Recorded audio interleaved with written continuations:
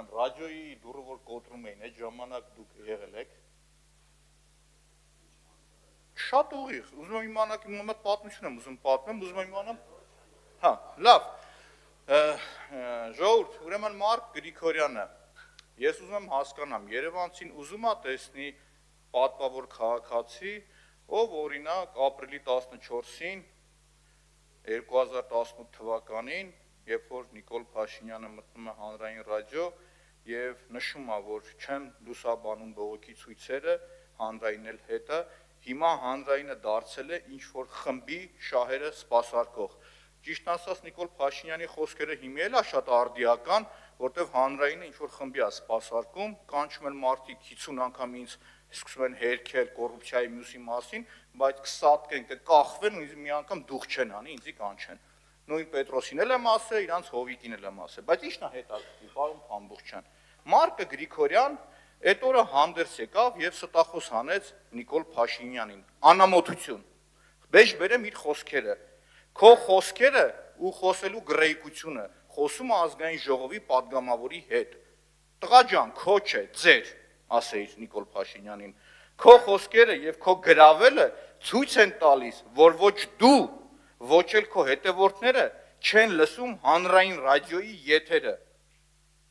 Մարդ, որը սկսում է այդ լեքսիկոնով խոսել, պարոն Թոխյան, օրինակ այդ մարդու մասին է կուզենամ կարծիք արտահայտեք, նորմալ է, որ այդ լեքսիկոնով ազգային ժողովի падգամավորի հետ է խոսում։ Ուրեմն պարոն Թոխյան, որ լավ լսեք, ասում եմ այդ մարդը այդ տոնով խոսել ազգային ժողովի падգամավորի հետ։ Հաջորդը, երբ որ հեղափոխությունը լինում պրծնում է, դուք ծնողների հետ ես խոսում։ Մենք լսի ինչ եմ ասում քեզ։ Մեր Գրիգորյանը բերում իր կաբինետի վրա փակցնում է, որ այստեղից է սկսվել հեղափոխությունը։ Անկեղծ Չալոն ավելի շատ բարոյական իրավունք ուներ ասել, որ ինձանից է սկսվել, քան այս մարդը։ Հասկանում եք։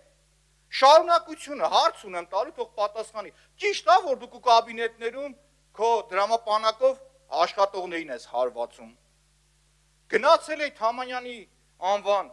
որտեղ որ ինքը տնօրեն է, փորձեցի հասկանալ հենց դրսից բանից, ինձ ասեցին թուքումուր արեցին եւ անկեղծ թուքումուր արեցին ձեր փոխարեն, որ ում եք բերե, ուզում եք դարձնեք պատվավոր քաղաքացի։ Իմ համար sense абսուրդ էր, չկարողացա հասկանալ։ Կամ այս մարդը, որին որ ներկայացնում եք Երևանից է խոսացել, չեմ տեսել, որ 20-ից 24 թվականը խոսեր ասեր Երևանը գլխավոր հատակագիծ չի ունեցել ու Երևանի դիմապատկերի հերն անիծել են։ Չեմ տեսել, որ իր խոսքի մեջ հերներ քննադատեր ասեր ժողովուրդ, մեկ օր շուտ գլխավոր հատակագիծ ընդունեք, որովհետև հողերը մեջ են անում, թալանում են։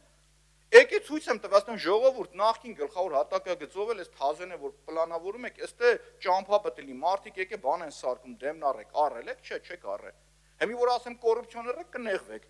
Նեղվում եք ձեր խնդրեմն է, կոռուպցիոներ եք կամ հովանավորողներն եք դուք բոլորդ։ Հասկանում եք։ Հիմի հաջորդ հարցը որ գա, էլի ամեն ինչ երկակի ստանդարտներն ուզում եմ հասկանամ, էլի, այս մեր հանձնաժողովում բերել էին մի բան, նաև ուզում եմ իրանք ստեղ լինեն հարցնեն, տեսնեն իրանք դրան ոնց են նայում, պարոն Փամբուխչյան, ուրեմն ինչ որ մեկը մի 14 հատ նիվա լադա բան նվերա տվե քաղաքապետարանին, ասում ենք ախպեր, ով է տվե, ինչի համար է տվե, չեն ասում։ Ես գնացել եմ մանկապարտեզները, տեսել եմ ողբալի վիճակը, տնօրեններին ասել եմ, որ ես իմ անձնական միջոցներից պատրաստ եմ 1 միլիոն դրամ տալ,